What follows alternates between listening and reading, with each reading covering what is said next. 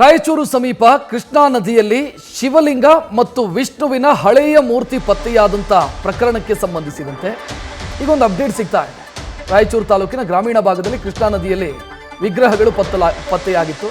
ಕೃಷ್ಣಾ ನದಿಗೆ ಅಡ್ಡಲಾಗಿ ಕಟ್ಟಲಾಗ್ತಾ ಇರುವಂಥ ಸೇತುವೆಯ ಕಾಮಗಾರಿ ನಡೀತಾ ಇದ್ದಂಥ ಸಂದರ್ಭದಲ್ಲಿ ಅದು ಶಂಖಚಕ್ರ ಹಿಡಿದಿರುವಂಥ ವಿಷ್ಣುವಿನ ಮೂರ್ತಿ ಜೊತೆಗೊಂದು ಶಿವಲಿಂಗ ಪತ್ತೆಯಾಗಿತ್ತು. ಈಗ ಈ ಮೂರ್ತಿ ನಮಗೆ ಸೇರಿದ್ದು ಅಂತ ಎರಡು ರಾಜ್ಯದ ಮಧ್ಯೆ ಜಟಾಪಟಿ ಶುರುವಾಗಿದೆ, ಅಥವಾ ಎರಡು ರಾಜ್ಯದ ಭಕ್ತಾದಿಗಳ ಮಧ್ಯೆ ಜಟಾಪಟಿ ಶುರುವಾಗಿದೆ. ಮೂರ್ತಿ ವಿಚಾರಕ್ಕೆ ತೆಲಂಗಾಣದವ್ರು ಹೇಳೋದು ಅದು ನಮ್ಮದು ಅಂತ, ಕರ್ನಾಟಕದವರು ನಮ್ಮವರು ಹೇಳ್ತಾ ಇರೋದು ನಮ್ಮದು. ಸೊ ಇದು ಯಾರಿಗೆ ಸೇರಿದ್ದು, ಯಾವ ರಾಜ್ಯಕ್ಕೆ ಸೇರಿದ್ದು ಅನ್ನೋದು ಈಗ ಚರ್ಚೆಯ ವಿಚಾರ. ನೋಡ್ತಾ ಇದ್ದೀರಿ, ಇದು ಎರಡು ನದಿಯಲ್ಲಿ ಪತ್ತೆಯಾಗಿರುವಂಥ ಒಂದು ವಿಗ್ರಹ ಮತ್ತೊಂದು ಶಿವಲಿಂಗ. ಯಾವ ಕಾಲದ್ದು ಇದರ ಬಗ್ಗೆ ಇನ್ನೂ ಕೂಡ ಸ್ಪಷ್ಟತೆ ಇಲ್ಲ. ಈ ವಿಷ್ಣುವಿನ ವಿಗ್ರಹ ಏನಿದೆ ಇದರಲ್ಲಿ ಪ್ರಭಾವಳಿ ಗಮನಿಸ್ತಾ ಇದ್ದೀರಿ, ಅದರಲ್ಲಿ ವಿಷ್ಣುವಿನ ಅವತಾರಗಳಿಗೆ ಸಂಬಂಧಿಸಿದಂಥ ಕೆತ್ತನೆ ಇದೆ.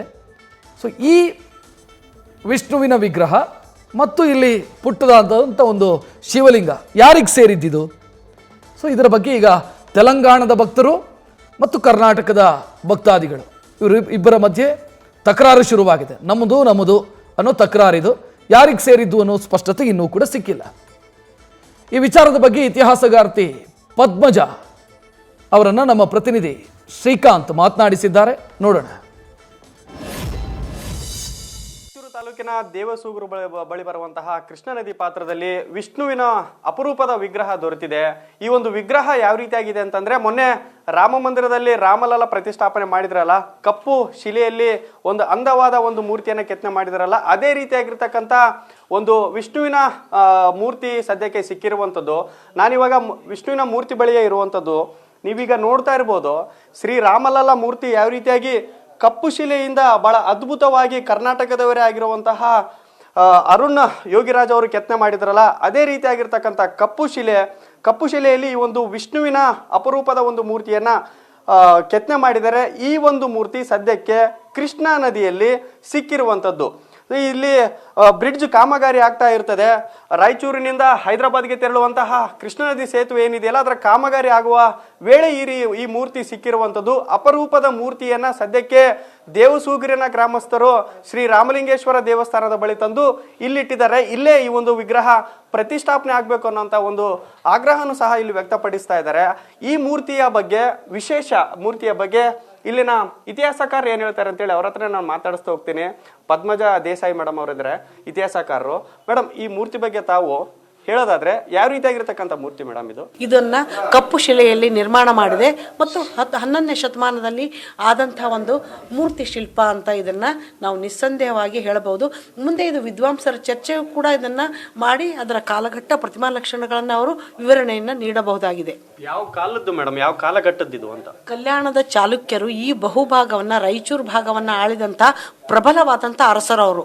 ಶೈವ ಮತ್ತು ವೈಷ್ಣವನ ಧಾರ್ಮಿಕ ಸಾಮರಸ್ಯವನ್ನು ಒಳಗೂಡಿಸುವಲ್ಲಿ ಪ್ರತಿ ಭಾಗದಲ್ಲಿ, ಪ್ರತಿ ಗ್ರಾಮದಲ್ಲಿ, ನನ್ನ ಅಧ್ಯಯನದಲ್ಲಿ ರಾಯಚೂರು ಪರಿಸರದ ಪ್ರಾಚೀನ ದೇವಾಲಯಗಳು ಎಂಬ ಒಂದು ಎಂಫಿಲ್ ಪ್ರಬಂಧದಲ್ಲಿ ನೋಡಿದಾಗ, ಕ್ಷೇತ್ರ ಕಾರ್ಯದಲ್ಲಿ ಎಲ್ಲಿ ಯಾವ ಗ್ರಾಮಕ್ಕೆ ನಾನು ಭೇಟಿ ನೀಡ್ತೀನಿ ಅಲ್ಲಿ ಕಲ್ಯಾಣದ ಚಾಲುಕ್ಯರ, ರಾಷ್ಟ್ರಕೂಟರ ಕೆಲವು ವಿರಳವಾದಂಥ ದೇವಾಲಯಗಳು, ಬಾದಾಮಿ ಚಾಲುಕ್ಯರ ವಿರಳವಾದಂಥ ದೇವಾಲಯಗಳು, ಕಲ್ಯಾಣದ ಚಾಲುಕ್ಯರ ದೇವಾಲಯಗಳು, ಅಲ್ಲಿ ಅತ್ಯದ್ಭುತವಾದಂಥ ಅಧಿಕ ಪ್ರಮಾಣವಾದಂಥ ದೇವಾಲಯಗಳು ಮತ್ತು ಮೂರ್ತಿ ಶಿಲ್ಪಗಳನ್ನು ನಾನು ಅಧ್ಯಯನ ಮಾಡಿ ನನ್ನ ಪ್ರಬಂಧವನ್ನು ಹಂಪಿ ಕನ್ನಡ ವಿಶ್ವವಿದ್ಯಾಲಯಕ್ಕೆ ಸಲ್ಲಿಸಿದ್ದೇನೆ. ಮತ್ತು ವಿಷ್ಣು ಶಿಲ್ಪಗಳು ಎಂಬ ಮಹಾಪ್ರಬಂಧವನ್ನು PhD ಪ್ರಬಂಧಕ್ಕೆ ನನಗೆ ಹಂಪಿ ವಿಶ್ವವಿದ್ಯಾಲಯದಿಂದ ಡಾಕ್ಟರೇಟ್ ಪದವಿ ಕೂಡ ಬಂದಿದೆ. ಇಂತಹ ಒಂದು ಶಿಲ್ಪಗಳ ಅಧ್ಯಯನವನ್ನು ನನ್ನ ಅಧ್ಯಯನದಲ್ಲಿ ಅಳವಡಿಸಿಕೊಂಡಿದ್ದೀನಿ ಅಂತ ಹೇಳ್ಬೋದು. ಇತಿಹಾಸಕಾರ ಒಂದು ಸ್ಪಷ್ಟ ಮಾತುಗಳು. ಮೂರ್ತಿನೂ ಸಹ ನಾವು ನೋಡ್ತಾ ಇರ್ಬೋದು, ಕೇವಲ ಮೂಗಿನ ಭಾಗದಲ್ಲಿ ಮಾತ್ರ ಸ್ವಲ್ಪ ಡ್ಯಾಮೇಜ್ ಆಗಿದೆ ಅನ್ನೋದು ಬಿಟ್ಟರೆ ಇಡೀ ಈ ಒಂದು ಕಪ್ಪು ಶಿಲೆಯ ವಿಷ್ಣು ಏನಿದಾನಲ್ಲ, ವಿಷ್ಣುಗೆ ಯಾವುದೇ ರೀತಿಯಾಗಿರ್ತಕ್ಕಂಥ ಅಪಕೀರ್ತಿ ಆಗಿಲ್ಲ, ಒಂದೇ ಒಂದು ಚುಕ್ಕಿನೂ ಸಹ ಬಿದ್ದಿಲ್ಲ. ಆದರೆ ಇತಿಹಾಸಕಾರ ಒಂದು ಸ್ಪಷ್ಟ ಮಾತುಗಳೇನಂತಂದ್ರೆ, ರಜಾಕಾರರು ಏನೋ ಆಳ್ವಿಕೆ ನಡೆಸಿರುವಂಥ ಕಾಲದಲ್ಲಿ ಒಂದು ದಾಳಿ ಆಗಿರ್ಬೋದು, ಅಥವಾ ಇನ್ನೊಂದು ಈ ಒಂದು ಡ್ಯಾಮೇಜ್ ಆಗಿರುವಂಥ ಕಾರಣದಿಂದಾಗಿ ನದಿಗೆ ಬೀಸಾಕಿರ್ಬೋದು ಅನ್ನೋಂಥದ್ದು ಸ್ಪಷ್ಟ ಅನಿಸಿಕೆ. ಕ್ಯಾಮ್ರಾ ಪರ್ಸನ್ ಹನುಮಂತು ಜೊತೆ Srikanth Savur, news first, Raichur. News first, ನಿರ್ಭೀತಿಯಿಂದ ನಿಮ್ಮ ಪರವಾಗಿ.